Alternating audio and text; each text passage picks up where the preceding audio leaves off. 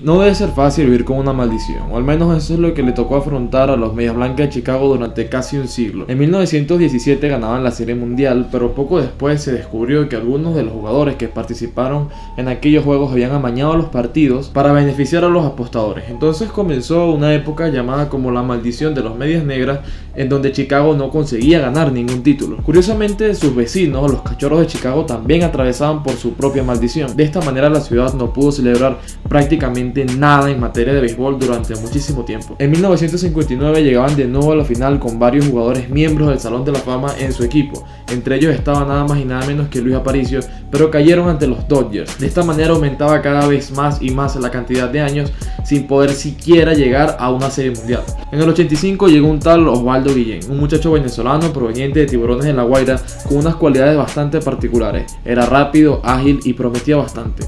Esa misma temporada consiguió ganar el novato del año y se perfilaba como una de las grandes estrellas del equipo. Guillén estuvo muchísimo tiempo en Chicago, pero no consiguió como jugador la hazaña de ganar un anillo. Solamente pasó a la postemporada una vez y eso fue todo. Las temporadas transcurrían y aparecían nuevos problemas y año tras año, juego tras juego no se conseguían los resultados. Paralelamente, en 2003, unos Marlins que por entonces eran de Florida ganaban la Serie Mundial con un muchacho que quizás sea conocido, un tal Miguel Cabrera comenzaba a despuntar en aquel equipo. Precisamente en estos Marlins uno de los coaches era Ozzy, como es conocido Osvaldo Guillén. Entonces desde las oficinas de Chicago se pusieron en contacto con él para contratarlo como manager en la siguiente temporada. Guillén llegaba a un equipo que no se perfilaba como el máximo favorito y tenía que sacar lo mejor de cada uno de sus jugadores. Aquella campaña terminaron segundos de su división por detrás de los Mellizos de Minnesota y no pudieron optar por el comodín. Comenzaba una temporada de 2005 que sería única, pero para hablar del tema voy a valerme de una opinión que no es mía, sino de una experta en béisbol, que es Mari Montes, que escribió este libro, que contiene vivencias de aquella época del béisbol, en donde curiosamente asegura que las personas en Venezuela la prensa no estaba muy a favor de Guillén. En aquel momento las cosas eran tensas y las personas vivían pendientes de cuál era la tendencia política de alguien, pero la falta de apoyo, entre comillas, de Guillén no se debía 100% al ámbito político, sino era una cuestión de la manera en la que estaba engranado su equipo, los jugadores que tenía, la manera en que jugaba. Y de hecho la misma Montes afirma que ella no creyó que Guillén iba a ser campeón hasta muy poco tiempo antes de conseguirlo.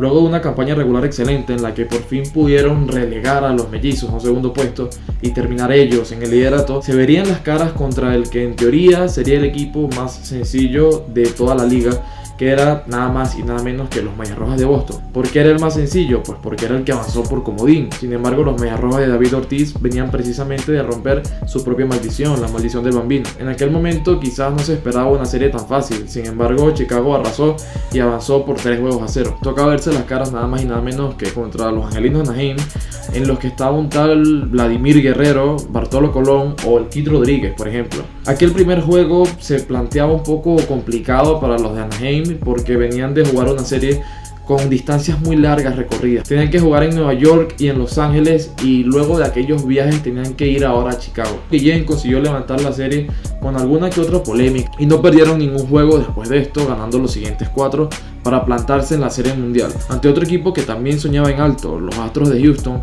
quienes tenían ganas de conseguir por primera vez un anillo.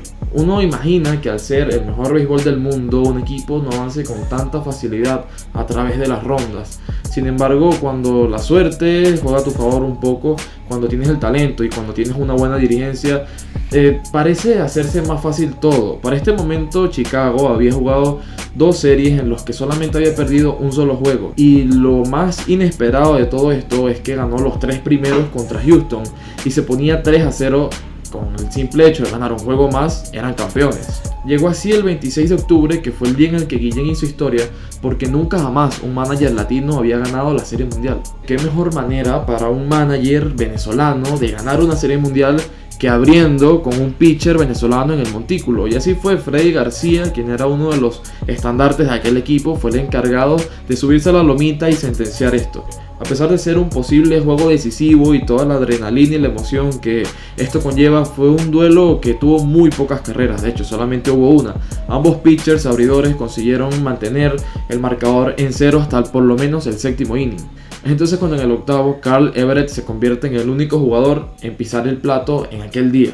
El juego transcurrió así, básicamente el marcador estaba 1-0 y Chicago estaba a punto de conseguir el título, solamente tenía que sacar algunos outs más y ya. Y así fue lo que probablemente trascendió como un juego sin muchas carreras para muchos y quizás para algún porcentaje del béisbol. Fue una serie mundial más. Tanto para Chicago como para los venezolanos fue algo único, fue un hecho, un hito. Algunos hablan probablemente de ser el mejor día para el béisbol venezolano en la historia, porque sencillamente es un logro que más nadie había conseguido. Luego de esto, Guillén se mantuvo algunas temporadas en Chicago, no llegó a la Serie Mundial de nuevo, pasó a Florida y ahí hubo alguna que otra polémica hasta que Guillén dejó de dirigir en la MLB. Actualmente Guillén ha admitido que está a la espera de alguna oferta de algún equipo para volver a los dugouts de las grandes ligas. Y sobre él se podría decir que a pesar de cualquier tipo de polémica fuera de los terrenos, que es un tema que a nosotros no nos incumbe porque lo que nos importa es lo deportivo, nadie nunca podrá negar que Oswaldo Guillén es y será una de las grandes figuras icónicas de nuestra pelota. Esta fue una de tantas historias de venezolanos que dejan una huella imborrable en el deporte en el mundo. Si te gusta este tipo de contenido y el deporte venezolano, síguenos. De hecho, en la descripción tenemos un texto sobre este hecho en nuestro portal layensport.com y acompáñanos en todas nuestras redes sociales que también están en la descripción, y obviamente suscríbete a este canal para seguir recibiendo este tipo de contenido. En los que estaban un tal Vladimir Guerrero